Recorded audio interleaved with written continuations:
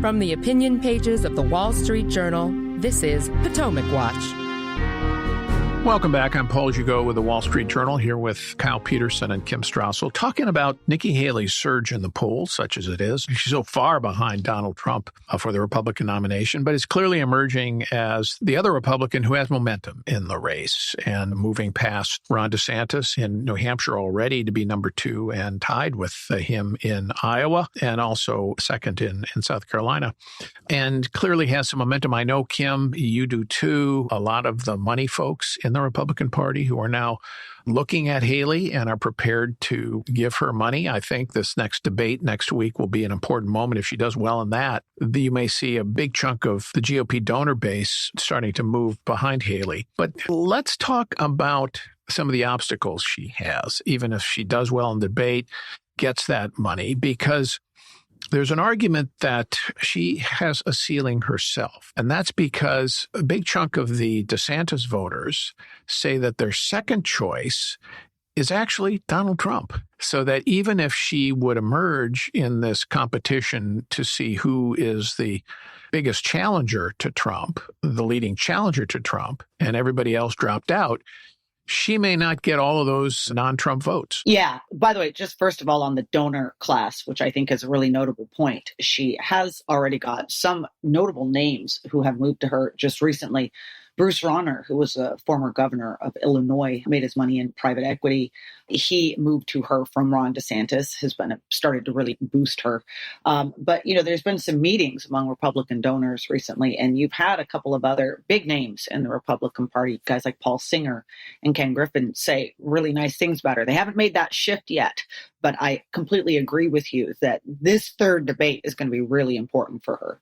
On that question of whether or not she has a ceiling, yeah, I think one of the big mysteries out there is how big a portion of the Republican Party is really attracted to kind of the Donald Trump type approach to politics, and how closely have they now put Ron DeSantis in that category next to him? And can you break through to those voters? I would argue that what really attracted many voters to Donald Trump in the first place, and which continues to be the main reason people say he's their first choice, is they really wanted a fighter, someone that's going to go out there and throw a punch. And there's probably a lot of people that are still looking at Haley, wondering if she is really that person. I think she's shown she can be very tough in the first 2 debates. But we'll see her willingness in this next debate to go after both Trump and DeSantis. She's certainly taken some shots here and there, but she hasn't brought the hammer down the way, for instance, she went after Vivek Ramaswamy up on stage.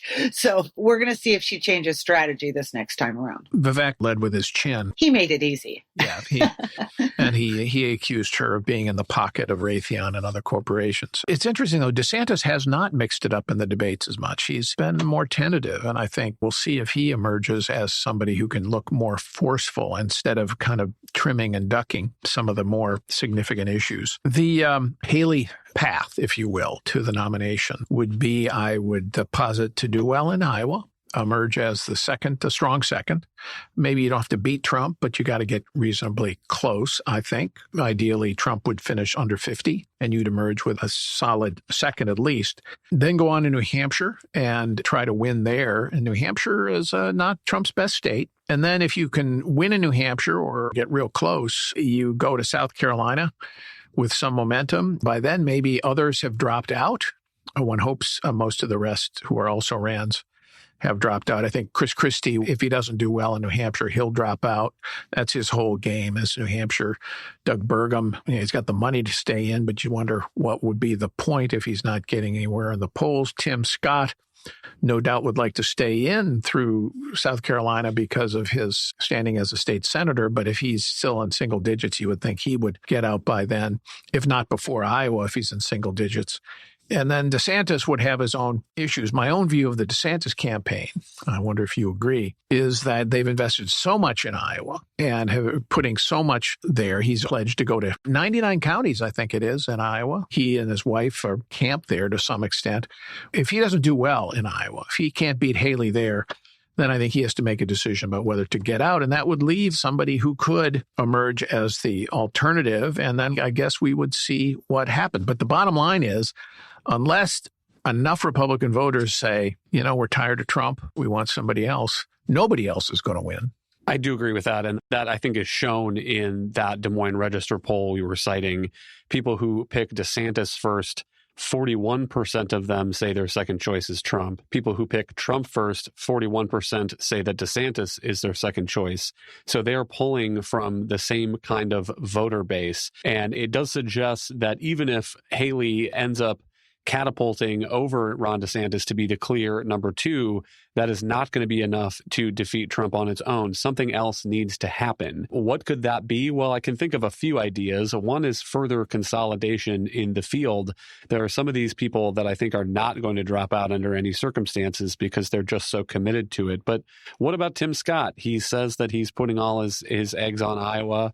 If he still is plodding along in single digits, maybe he drops out and decides that he's going to endorse his fellow South Carolinian Nikki Haley because he thinks that's a better path for the Republican Party, a better future for the Republican Party than another 4 years of Trump or another 4 years of Biden. Another option would be a change up in the Democratic ticket or more polling showing that President Biden's approval rating is recovering and that he's looking stronger against Donald Trump. I do think Republicans are tuned into those numbers. I think the Trump numbers in the primary go up whenever the Biden numbers go down.